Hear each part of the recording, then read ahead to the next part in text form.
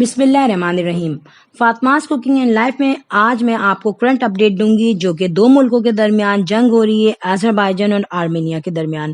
تو فرینڈز پہلے تھوڑا سا ہم انٹروڈکشن لے لیتے ہیں۔ آذربائیجان جو ہے جنوب مشرقی یورپ میں ہے اور یہ دونوں کنٹریز 1922 سے 1991 تک سوویت یونین کا حصہ رہے۔ آذربائیجان میں زیادہ تر آبادی مسلمز کی ہے مگر یہاں گورنمنٹ مسلمز نہیں ہے، مگر یہ ایک سیکولر کنٹری ہے۔ آذربائیجان میں تیل کی نعمت سے اللہ تعالیٰ نے اس کو مالا مال کیا ہے، اور آذربائیجان کے اگر ہم کمپیریزن میں دیکھیں آرمینیا، تو آرمینیا کی آبادی 31 لاکھ ہے۔ اس کی آبادی میں موسٹلی کرسچنز ہیں اور اس لیے یہاں پہ بہت سارے چرچز بھی ہیں۔ ان دونوں کنٹریز میں جو بیسیکلی جنگ ہے وہ نیگورونو کاراباخ کی وجہ سے ہے، جو کہ جیوگرافیکلی اگر دیکھا جائے تو آذربائیجان کے حصے میں آتا ہے۔ مگر جب یہاں پہ روس کا، سوویت یونین کا یعنی کہ خاتمہ ہو رہا تھا، اینڈنگ دور چل رہا تھا، تو اس وقت اس حصے کے پارلیمنٹ نے ووٹنگ کروائی اور ووٹ جو ہے آرمینیا کو ملے، تو اس وقت سے ان دونوں ملکوں میں جنگ کا آغاز ہو گیا تھا۔ اس سے پہلے بھی 2 مرتبہ دونوں ملکوں میں جنگیں ہوئی ہیں مگر روس نے یہ جنگ بند کروائی تھی۔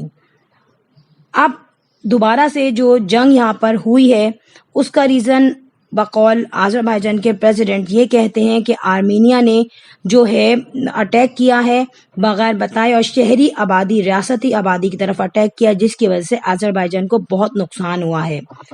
آپ کو ایک بات بتا دوں ویورز کے، روس نے جو ہے کانٹریکٹ کروایا تھا ان دونوں کنٹریز کے درمیان کہ یہ لوگ جنگ نہیں کریں گے، مگر آذربائیجان کے بقول ان لوگوں نے بغیر اطلاع دیے آذربائیجان کے کنٹری کو بہت نقصان پہنچایا ہے، اور وہاں پہ بام وغیرہ بھی مارے گئے ہیں، جس کی وجہ سے بہت زیادہ پرابلم میں آ چکے ہیں دونوں کنٹریز۔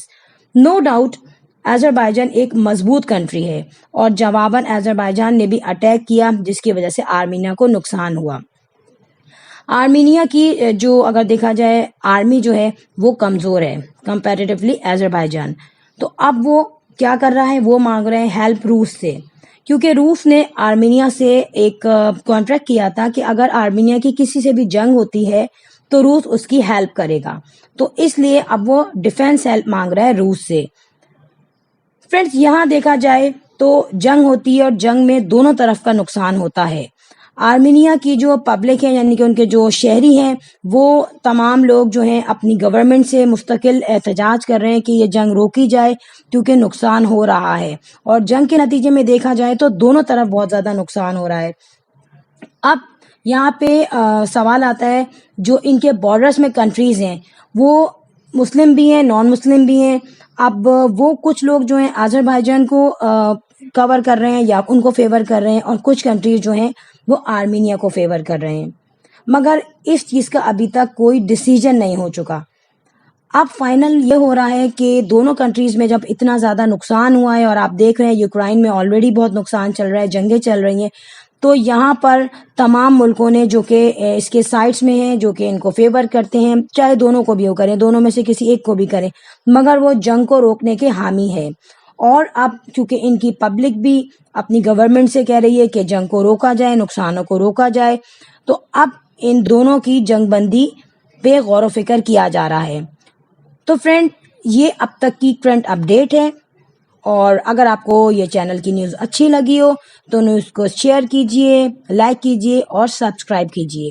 ہم ملیں گے کسی نیو خبر کے ساتھ، کسی نیو ولاگ میں۔ ٹل دین اللہ حافظ، بائے بائے۔